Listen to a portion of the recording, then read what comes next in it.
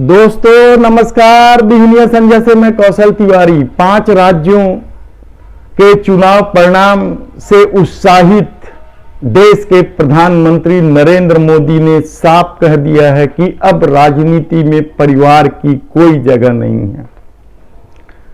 उन्होंने अपने को भाजपा नेताओं के परिवार के लोगों को सांसद या विधायकी के टिकट से वंचित किए जाने का दोष स्वयं पर लेते हुए कहा कि इस देश को परिवारवाद से सबसे ज्यादा खतरा है। हालांकि इसकी बहुत ही तीखी प्रतिक्रिया भी सामने आई है, क्योंकि भाजपा में वर्तमान में 40 से अधिक सांसद ऐसे हैं जो किसी न किसी नेता के परिवार से हैं, और यदि विधायकों की फहरिस्त देखें तो वह 100 के पार कर जाएगी। लेकिन भाजपा के लिए परिवारवाद का अपना परिभाषा है, उसका अपना गणित है। भाजपा प्रवक्ता इस बयान के बाद कहते हैं कि भाजपा में परिवारवाद के विरोध का अर्थ यह है कि वह उच्च पदों पर न बैठे, पार्टी के निर्णय लेने वाले पदों पर नहीं होना चाहिए, सांसद विधायक बन जाए।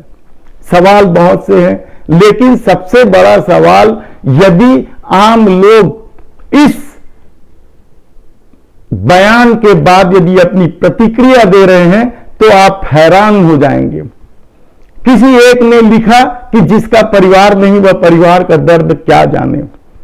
एक यूजर्स ने तो यहां तक लिख दिया कि क्या हम अपने परिवार को सड़कों पर ला दें, फेंक दें, निकाल बाहर कर दें, और प्रधानमंत्री जिनका परिवार से कोई लेना देना नहीं है, जो परिवार का मतलब नहीं जानते हैं, वे लोगों को परिवार समझा रहे हैं। परिवार का दर्द क्या होता है यह प्रधानमंत्री क्या जाने। एक यूजर्स ने तो यहां तक लिख दिया कि पार्टी टिकट जरूर देती है, पार्टी के कार्यकर्ता मेहनत जरूर करते हैं, लेकिन जिस व्यक्ति को टिकट मिलती है उसका पूरा परिवार, पत्नी, बच्चे सब उसके लिए प्रचार करते हैं और किसी भी पार्टी के कार्यकर्ताओं से ज्यादा मेहनत करते हैं। ऐसे में परिवारवाद को लेकर प्रधानमंत्री का प्रहार भले ही कांग्रेस या उन स्थानीय छत्रपों पर हो, लेकिन असल में भाजपा के भीतर भी इस बयान के बाद खलबली मच चुकी है, क्योंकि राजनाथ के बेटे पंकज सिंह नोएडा से हाल ही में सबसे ज्यादा वोट से जीते। तब सवाल यह है कि क्या आने वाले दिनों में प्रधानमंत्री चुनावी मुद्दा तय कर रहे हैं, क्योंकि उनसे देश संभल नहीं पा रहा है, बेरोजगारी संभल नहीं पा रहा है, महंगाई चरम पर है, वह भी संभालने में सरकार पूरी तरीके से असफल रही है। हर जरूरी सामानों की कीमत 30 से 35% बढ़ता चला जा रहा है और मध्यम वर्ग और आम लोगों का जीवन जीना मुहाल होता जा रहा है। इसलिए भाजपा विपक्ष को उन मुद्दों को उठाने की बजाय परिवारवाद की राजनीति में उलझा देना चाहती है, और यह हो भी रहा है। कांग्रेस के भीतर बवाल मच चुका है। कांग्रेस के वरिष्ठ नेता कपिल सिब्बल ने तो यहां तक कह दिया कि गांधी परिवार को पद छोड़ देना चाहिए। हालांकि उस पर कांग्रेस के दूसरे नेताओं ने जबरदस्त प्रहार किया है। छत्तीसगढ़ के मुख्यमंत्री भूपेश बघेल ने तो यहां तक कह दिया कि जो लड़े नहीं वे लड़ाई के नियम बता रहे हैं। जो लोग भागते रहे हैं, जो लोग भाजपा से डरते रहे हैं, वही लोग इस तरह की बात कर रहे हैं। दरअसल भारतीय परिवेश में परिवार का अपना महत्व है। हर डॉक्टर अपने बेटे को डॉक्टर बनाना चाहता है, और यदि वह सरकारी कॉलेज में भर्ती के लायक नहीं होता है तो लंबे और चौड़े डोनेशन देकर, खूब पूंजी बहाकर उसे निजी अस्पतालों में या यहां तक कि विदेशों में ले जाकर डॉक्टर बनाकर अपनी विरासत सौंपता है। हर वकील, बड़ा वकील अपने बेटे को वकील बनाना चाहता है। हर व्यापारी अपने ही ट्रेन में अपने बेटे को प्रशिक्षण देता है और उसे व्यापार का काम सौंपता है। परिवार में मुखिया के निधन के बाद पगड़ी रस्म का अपना एक परंपरा है। पूरी सत्ता विरासत अपने परिवार का बड़ों को या एक परिवार के सदस्य को सौंपने की परंपरा भारतीय समाज में रही है।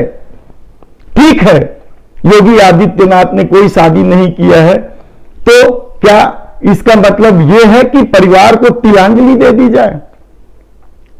क्योंकि शायद नरेंद्र मोदी ये बात भूल गए हैं कि जो व्यक्ति या जो परिवार के लोग राजनीति में हैं, वे जनता के सामने कठिन परिश्रम परीक्षा देकर विधायक या सांसद बनते हैं। लेकिन राजनीति में मुद्दे अपने अनुकूल होने चाहिए।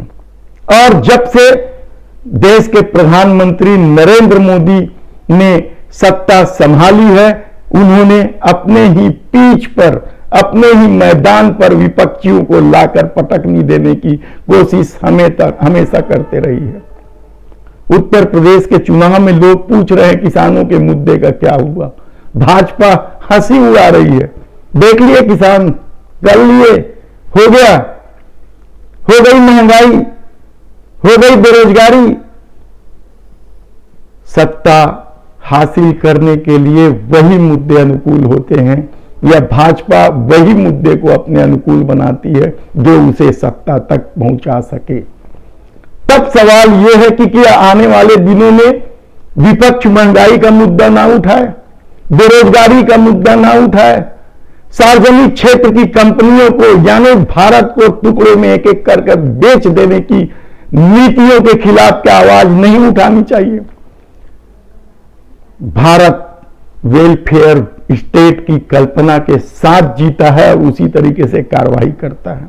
यदि केजरीवाल किसी भी तरह से थोड़े सफल दिख रहे हैं तो वो इसलिए दिख रहे हैं कि उन्होंने स्कूल और स्वास्थ्य के प्रति वेलफेयर स्टेट के आधार को मजबूत किया है और उस परंपरा में दूसरे स्टेट भी चल पड़े हैं। छत्तीसगढ़ के मुख्यमंत्री भूपेश बघेल ने सरकारी स्कूलों में आत्मानंद के नाम से अंग्रेजी माध्यम के स्कूल खोलकर एक सीरीज शुरू की है। ग्रामीण क्षेत्रों में हार्ट क्लिनिक, मोहल्ला क्लिनिक के तर्ज पर बनाई जा रहे हैं। लेकिन भाजपा के लिए यह सब मुद्दा इसलिए नहीं बनेगा या वो सब ये काम इसलिए नहीं करेगी क्योंकि उन्हें मालूम है कि उनका आधार झूठ, नफरत और अफवाह की राजनीति के आधार पर है।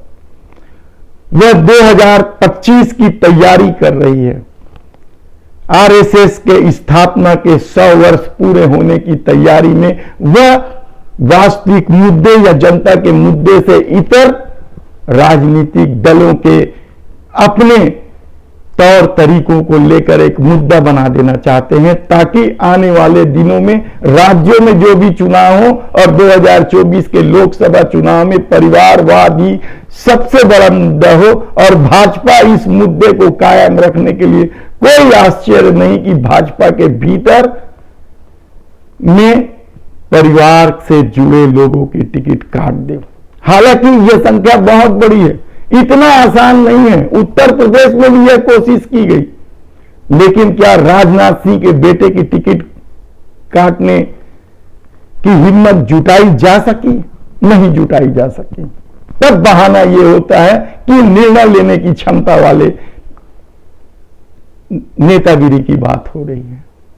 लेकिन सवाल फिर वही है कि जब एक वकील, जब एक डॉक्टर अपने बेटे को अपनी विरासत सौंपने के लिए निजी शिक्षण क्षेत्रों में लाखों रुपए डोनेशन देकर उसे वकील या डॉक्टर बनाते हैं, तब राजनीति में जब टिकट मिलने पर पूरा परिवार चुनावी प्रचार से लेकर बूथ मैनेजमेंट तक भिड़ा होता है, तब सवाल यह है कि उनकी विरासत को संभालने से किसी को कैसे वंचित किया जा सकता है। जनता सब कुछ जानती है, जनता सब कुछ समझती है, लेकिन जनता भुलावे में भी आ जाती है। यह हमने हर चुनाव में देखा है। एक बार सोचिए जरूर कि क्या होने चाहिए इस देश के मुद्दे। क्या बेरोजगारी दर में कमी नहीं होनी चाहिए? आज ही रिपोर्ट आई है, दूसरी लहर के बाद बेरोजगारी जब जिस तेजी से बढ़ी है, सरकार उसे संभालने में पूरी तरीके से असफल रही है और सार्वजनिक क्षेत्र की कंपनियों को बेचने की वजह से नौकरी में भी कटौती हुई है। महंगाई चरम पर है। छोटे छोटे आवश्यक वस्तुओं की कीमत चरम पर पहुंचने लगी है। लेकिन यदि देश के प्रधानमंत्री ने कह दिया है कि आने वाले दिनों में परिवारवाद ही चुनावी मुद्दा होगा, तो यकीन मानिए कि सारी लड़ाई इसी पर होगी। धन्यवाद।